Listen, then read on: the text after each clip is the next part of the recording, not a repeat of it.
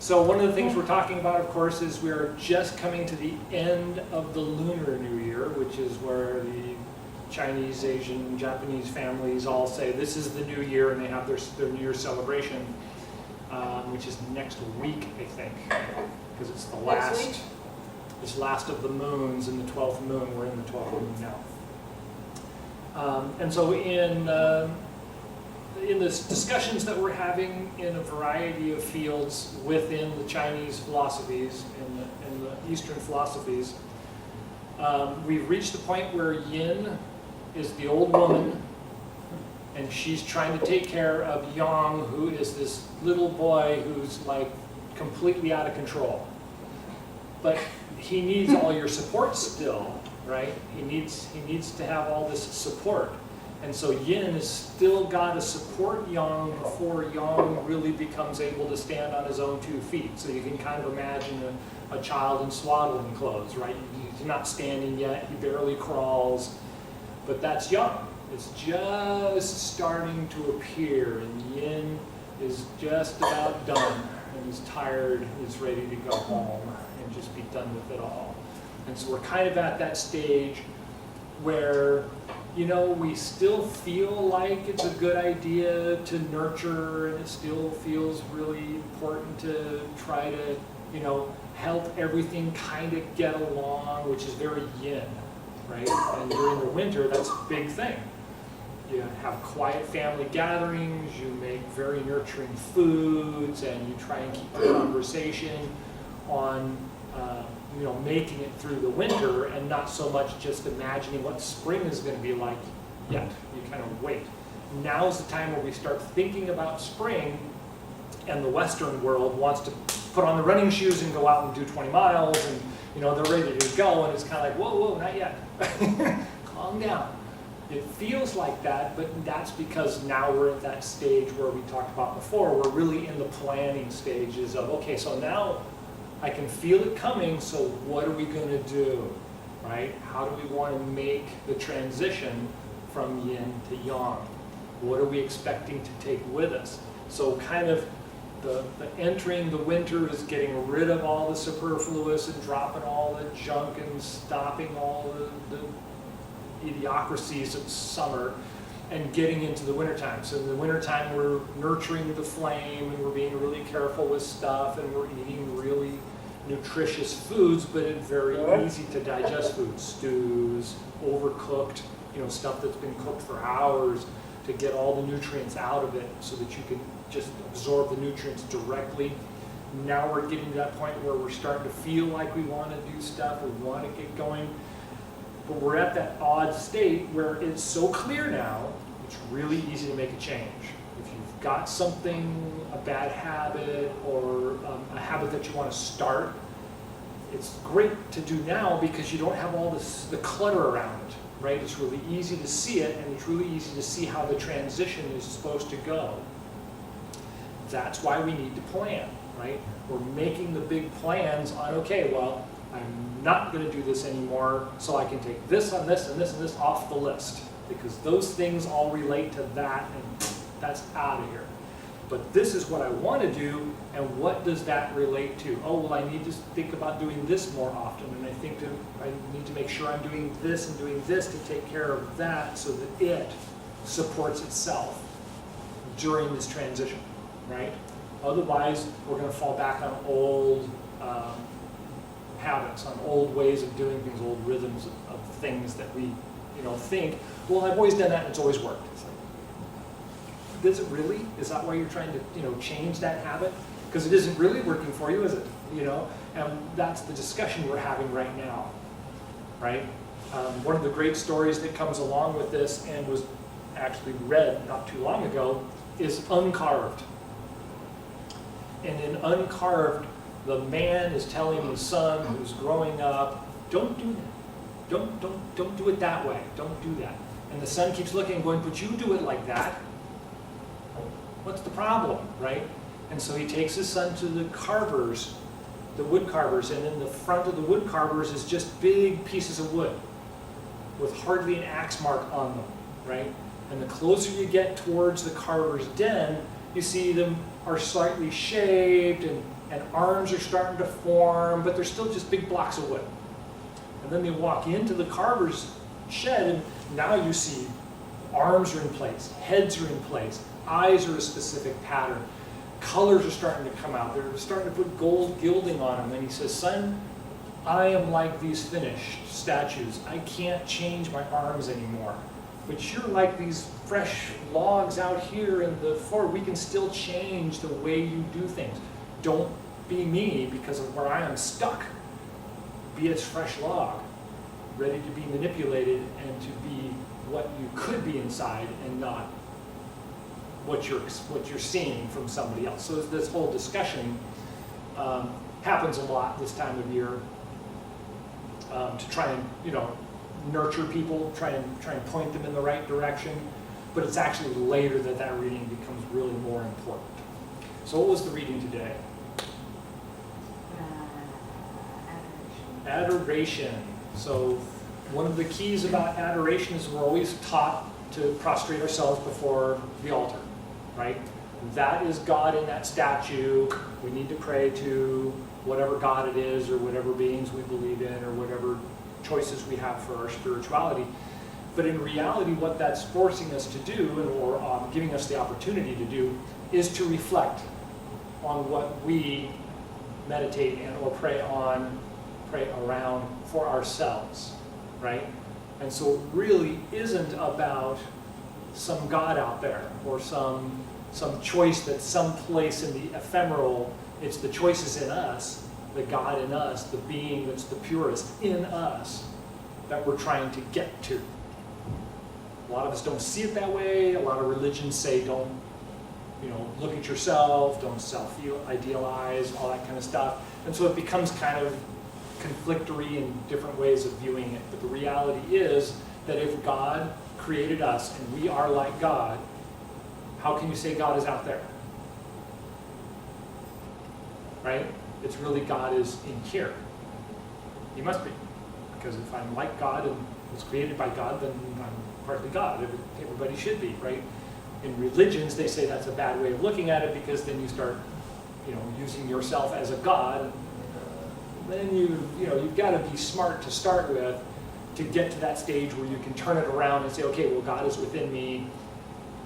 I can make the right decisions with that feeling instead of, well, I'm God, so I'm just going to do this. It's like, so it's really hard to tell adolescents that, for instance, which is the springtime during summer. Okay, so that's enough of that, I think. Any questions on adoration? How we share that? So in today's exercises, we're going to review the standing Chi Gung, or the sitting Chi Gung, as the case may be. Because this is the stage in which we want to see how the connecting of energies goes from this internal sedentary into external application. And in the email I mentioned that they interact with each other. So when we do something on the inside that has a manifestation on the outside, that manifestation on the outside has a reverberation. And so it can affect others, it can affect ourselves. And when something happens around us by either others or actions of our own that cause something to happen, that external energy then reflects on the inside, and then we have internal reactions to it. And so it's a matter of understanding that, being comfortable with that, and finding ways of managing it when it's out of hand. When something big happens in our lives, and then we just kind of get that, oh God, what do I do now, right?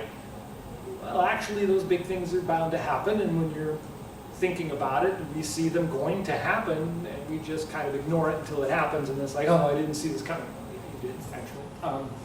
And so it's a matter of, right, having that interaction and acceptance so that we can then work with it, right? We have to accept it, we have to allow it to exist, then we can work with it. Blah, blah, blah. So the Chi Gung exercises always starts in either the standing position or the sitting position. Back is straight, Hips are tucked under slightly. The head rises up. Chin tucks in slightly to straighten the upper back. We relax the arms. And then pull the elbows out and back slightly, and then turn the palms to face each other or yourself as we're still in the winter time. And the tip of the tongue rests on the roof of the mouth just behind the front teeth.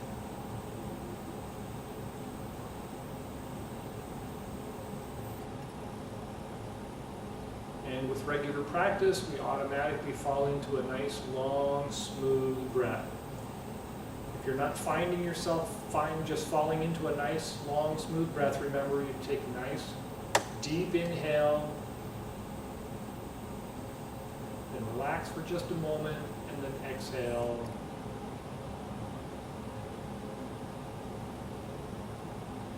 And what we're hoping for is to connect to the body's rhythm, so it tells you, okay, I need to inhale. And then you get done with the inhale and you pause for a second and you wait for the body to tell you, okay, exhale, and then you exhale.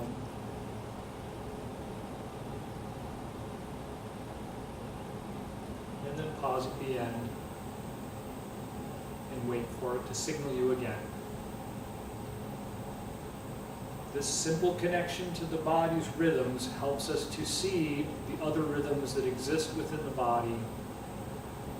And so after a couple of breaths, you can feel the stomach, you can feel the digestion, you can feel your nervous system, your head, your mouth, your legs, your feet. You can feel every part of the body. In so much, it also is telling you when something's hurt or when something's out of balance. You recognize the stomach doesn't feel right, or my head hurts, or one of my legs is more sore than the other. So it allows us the opportunity to connect with the body, connect with the internal ongoing processes.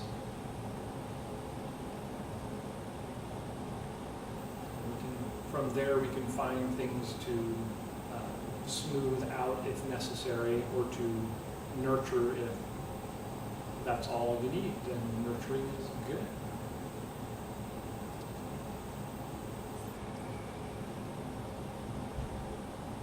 And then go ahead and relax.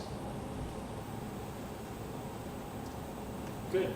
Anybody notice anything? The body crying out to you? My shoulders. Look at that. Imagine that. Anybody else? Shoulder and neck.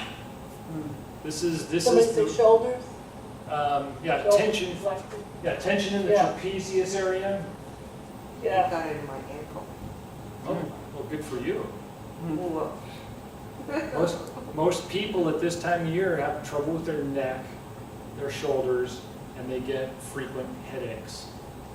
This is because we're in what's called the great cold cycle. Even though the weather is starting to warm up outside, the body and the rhythm of nature consist of a great cold. We can get cold really easy, even though it's warm out. We can get a cold, we can get a flu symptom, we can get sore muscles and tension, because it really is cold out. We think it's getting warmer out, but it's still in the 50s and 60s, and that's pretty cold, really. I mean, that's hard for the body in the wintertime. And so the usual exercises persist. We do this one, you grab onto the trapezius, and then relax the shoulder down and pull down with the other hand and stretch out that muscle. Do that a couple of times, and then switch to the other side. Listen, we reach over the top, and I want to grab underneath this muscle, this big piece of muscle right here is what I want. Now pull that forward, roll it over my shoulder. Good. So that one's the basic one. You do that one, and then you brush down the arm. Right, and that pulls the energy away from the trapezius. So we do that one pretty regularly. That's a really good one to do this time of year. You can do both hands at once. When you do that, all you're doing is you're pushing on the top of this piece right here. You're not reaching all the way back, but this piece of the trapezius right behind it is a pressure point, and it's very sensitive. I can feel it really, really easy. It's right there, and it's thick. It's very thick this time of year. And so when I do this, all I'm doing is I'm hooking on those and I'm pulling down and relaxing. Don't you just love it? So this can also be followed by the brushing down exercise. This one's really good for that. The next thing that we don't usually see and is still quite common is that the tension is going up the neck, and it gives you headaches. You get headaches either here or here. So you got the front parietals are fine, but the medial is starting to have headaches, and then the back of the head is where all the tension normally has. Like if you have a tension headache, it's usually in the back of the head, it's not in the front of the head. If it's the front parietals, check with your doctor, take aspirin, call me in the morning. It's important when you have headaches in the front, especially in the wintertime, because it's an indication of cold influence. So you could be getting something, you could be dealing with internal stress that you're not managing very well. Aspirin helps. It helps a lot. Okay, so there's the first thing that we got to remember is when these start to get tension in them and we're not managing it, it goes up the neck. It's the wind gate, right? Headaches in the back of the head. If they start to move to the front of the head, take aspirin, warm the body, lie down, relax. The next thing it does is influences the lungs, because wind is directly related internal and external, right? Exactly. So the internal wind is reflexive of external wind. So the winds have picked up recently. They're really cold winds. They've got a lot of moisture in them, right? And so we use the little lung pressure points, which is right under the clavicle. You put your hand across your chest and you feel the clavicle right here. It's right underneath it. Hold it right there. You'll find it's a nice sensitive spot. You finding it? Yeah. So it's nearer the center than it is to the shoulder. So if there's a little lump right here, which is a muscle, and you want to just be on the inside of that muscle slightly, and that's the spot. This is a really good spot. You hold that for a couple of breaths, or half a minute. It's not a big thing, so you don't have to put a lot of pressure on it. You don't have to spend a lot of time there because it opens up right away. I feel it already. I can feel my lungs open up, and I'm feeling my diaphragm relaxed. And so I'm not so much tension in there. So then after we hold that for a couple of seconds, instead of brushing the arm down, because this isn't in the arm, it's in the chest, you brush the rib cage. So I'm going to rub the rib cage like I'm combing. So I'm using these like combs, and I'm following the ribs. And I'm loosening up the intercostals between the ribs, because there's sets of muscles that go across and between the ribs this way. And I want to go in between the ribs and loosen them up. That'll loosen up the chest, loosens up the lungs, relaxes the diaphragm. You can also do this one. That's a real, Doesn't that feel good? it's really good. Yeah, whenever you're doing any of these kinds of things, this is like the last thing to do, because you're actually moving toxins out of the body, and where do they go? Liver, kidney, bladder, lower intestine. Okay? So far so good? All right. So then the last one we want to remember is in the Chi Gung exercise, when we're breathing, it's not so much lifting the chest or extending the belly as expanding like a balloon, right? And so I want to feel everything expand. When I inhale, I want to feel it pulling out here and pulling out here. I want to feel the whole thing blow up like a balloon, instead of me just going, right? Everything's out here. I want I want to feel the whole thing blow up like a balloon. So I want to feel the energy in the back of the body expand out, even though it isn't. Right? This is a visualization. The lungs don't work here, but we can. Just kind of feel it expand as we inhale, and then feel it contract, complete, right? As a balloon, not just singular to the lung, or to the stomach, or to the diaphragm. Just to let the whole body expand and absorb the energy. When you exhale, you're expelling toxins, you're expelling unnecessary gases. Okay, we really didn't get to the manifestations of internal to external as much as I wanted to get to, because my lectures go on for hours.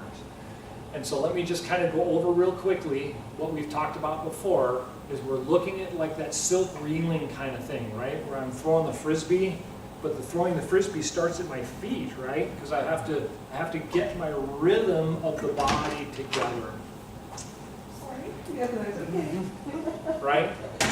So far so good, right? We've talked about that a few times, and you can kind of get that rhythm. The idea starts internally and becomes external. And I've talked about this before, but let's think about it again. If I'm here and I just kind of roll my belly with my muscles, I just kind of roll things around inside, I can feel them moving inside, but nothing external is really happening, right? I'm just kind of doing this, and you see me kind of wiggle a little bit, but you don't really see what's going on. When we talk about the energy coming up the leg, transversing the body, and then coming out, when we do the silk reeling exercises, is very, very similar. It's just not musculature, right? And so we use visualization a lot because it makes make sense. I'm bringing the energy up, I'm rolling it around, and I'm bringing it out. So that we've talked about before. What happens when that energy is coming the other way? So if somebody was to grab your arm or to spin you or do something that's physical, right? We feel it inside. Whoa, throws my balance off, or oh, made my stomach queasy, or right? Those are internal physical manifestations of an external reaction or an external action, right? You react to it. Well, if it's not specifically musculature, then if somebody was to do something that was just energy, like yelling and screaming or crying and sobbing, and they're directing at you, you're absorbing that energy, and then how are you going to work with that, right? How do we calm that down? How do we understand how it's moving in us so that we can help it to either move through us or support us, right? It's going to be there somehow. And so those are the things that the advanced Chi Gung class and advanced Tai Chi, Aikido, a bunch of those kinds of philosophies all look at. Because when those things happen to us, we receive the energy whether we want to accept it or not. We can ignore it and just come up with a crink later in the day or the next day and not know why. Or we can accept that, feel the energy, move the energy through, ground it out, and just know the experience, right? And so now we won't have the remanifestation, we have the experience, and we allow the energy to flow through us. So it's things to consider as we're moving into spring, right? Because now those practices are easy. There's nothing in the way, right? We don't have that crowded room full of stuff we've been collecting all year long. It's empty. It's got a candle in it, and we're holding it very carefully. And so when things come through, it makes it really easy. Oh, whoa, it's blowing the wind on the candle there. Oh, wait a minute. Hey, right? Makes it really easy to start thinking about, oh, well, yeah, I can feel that and move that out, and oh, the candle's fine again. Excellent, all right, So stuff to think about as we move to the end of fall. We'll talk more about the beginning of spring as it comes through. Okay, let's go ahead and do the closing gong. So start in the standing position.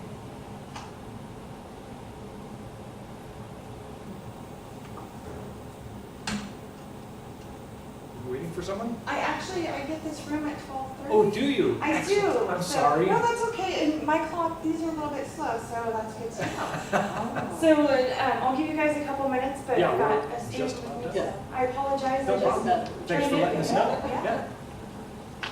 Good.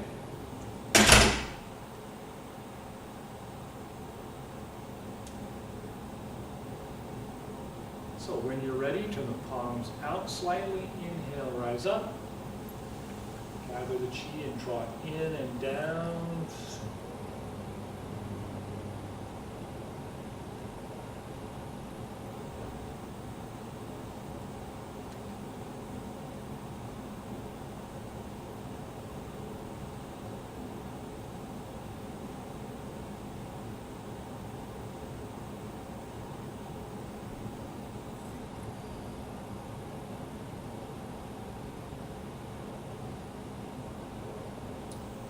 When you're ready, inhale, rise up.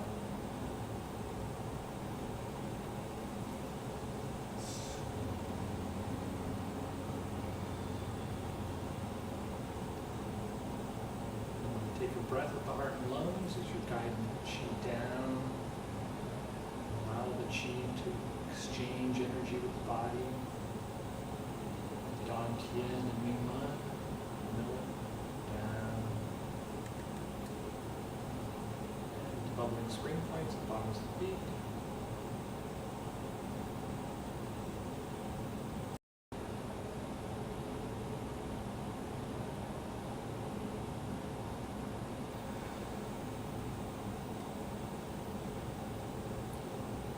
When you're ready, inhale, rise up.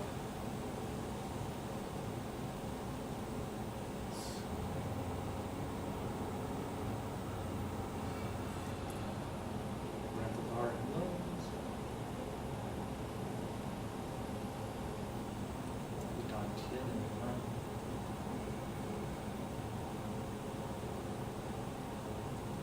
Bubbling spring points at the bottoms of the feet.